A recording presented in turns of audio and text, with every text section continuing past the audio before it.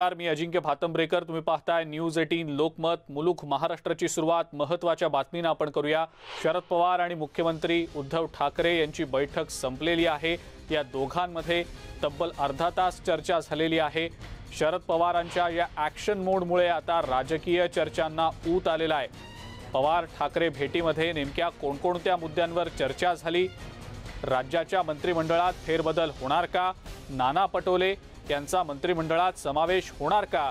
आणि विधानसभा अध्यक्षपदाच्या निवडणुकीसंदर्भात नेमकं काय धोरण ठरवलं जाणार?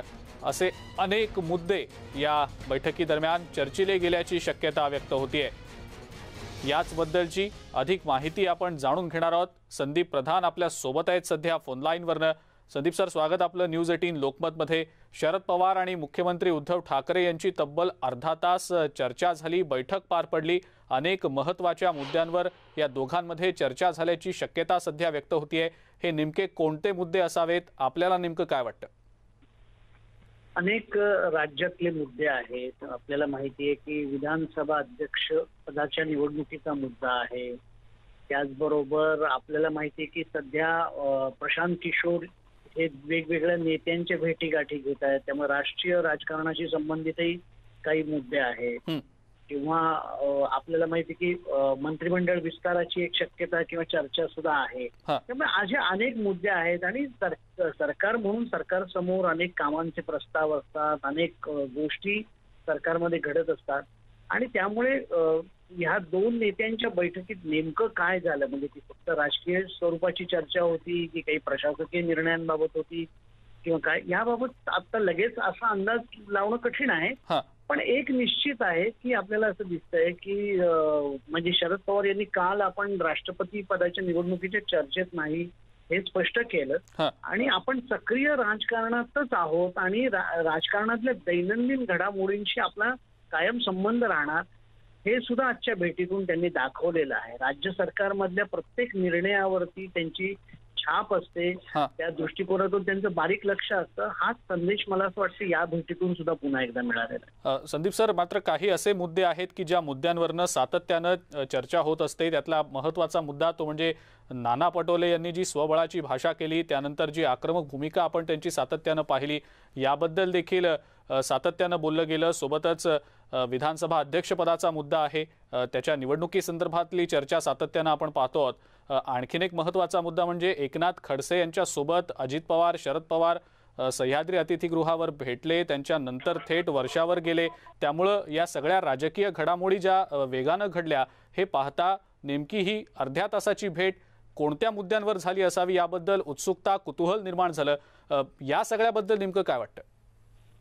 नाही, कुतूहल निर्माण होणं स्वाभाविकच आहे, यात काही वादच नाही। पण आपण म्हणताय त्याप्रमाणे बरोबर आहे की म्हणजे एकीकडे आपल्याला पटोले हे आक्रमक झालेले दिसतात आणि काँग्रेस पक्ष या सरकारमधला तिसरा पक्ष आहे आणि काँग्रेस पक्षाला या सरकारमध्ये कुठेही डावललं जाता कामा नाही। येणाऱ्या स्थानिक स्वराज्य संस्थांच्या निवडणुकांमध्ये सुद्धा काँग्रेस पक्षाकडे दुर्लक्ष होता कामा नये। या दृष्टिकोनातून पटोले हे आता स्वबळाची आणि अधिक आक्रमक अशी भाषा करतायत, हे उघड आहे।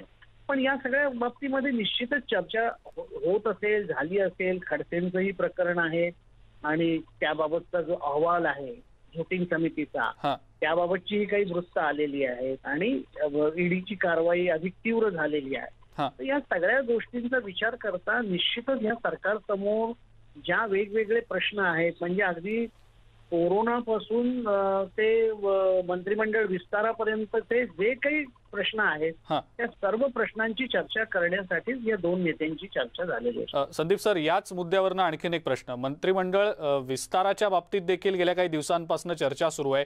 नाना पटोले मंत्रिमंडळामध्ये समाविष्ट केले जाऊ शकतात याबद्दल देखील सातत्यानं बोललं गेलं। या शक्यतेविषयी नेमकं काय वाटतं?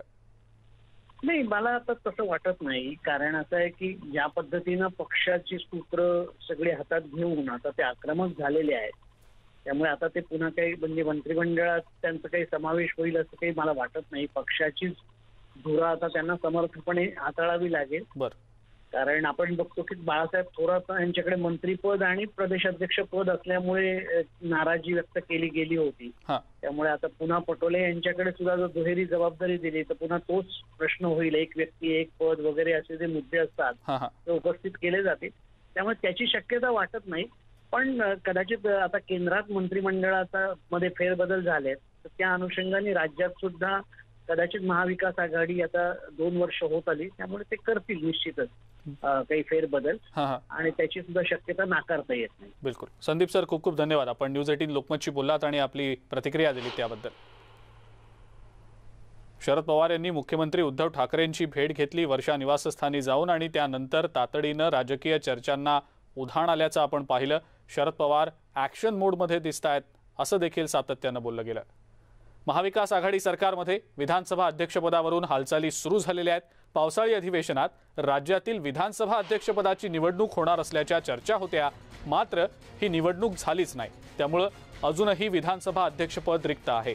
दरम्यान आता विरोधकांकडून कोणताही दगाफटका होऊ नये म्हणून आवाजी पद्धतीनं मतदान घेण्यासाठी महाविकास आघाडीमध्ये आता हालचाली सुरू झालेल्या आहेत.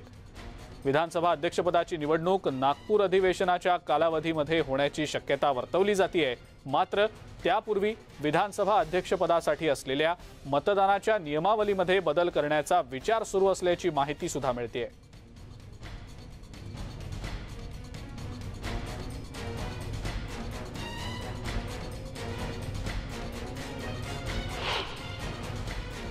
यात महत्त्वाचा नियम असा आहे की नियम समितीच्या संदर्भातली बैठक ही अशा प्रकारचे नियम बदलताना अध्यक्षांच्या अध्यक्षतेखाली झाली पाहिजे.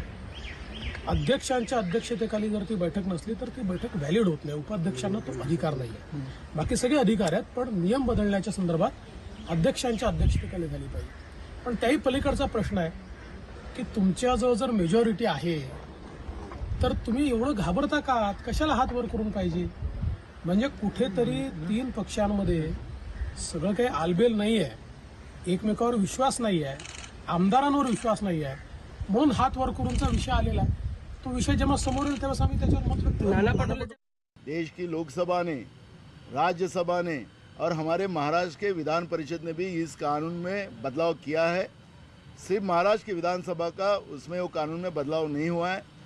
वो बदलाने का वो उस कानून के आधार पर वो बदलने की ज़रूरत थी और राज्य सरकार वो बदल रही है. तो उसमें डर की बात और ये नहीं है कोई हम कोई अलग कर रहे हैं ऐसी तो कोई बात नहीं है. विधान परिषद का मैं आप लोगों को और उनको अगर पता नहीं होगा तो मैं बताना चाहता हूँ आपके माध्यम से. विधान परिषद के सभापति का चुनाव वो मोशन से होता है. गवर्नर की तरफ आने की ज़रूरत नहीं है और वहाँ पे हाथ खड़ा करके वो इलेक्शन होता है. तो विधान परिषद में एक अलग कानून होता है और विधानसभा में अलग कानून होता है. अगर वो इस तरह की बातें कर लोगों को गुमराह करने की कोशिश अगर अपोजिशन करना चाहती है तो वो करे.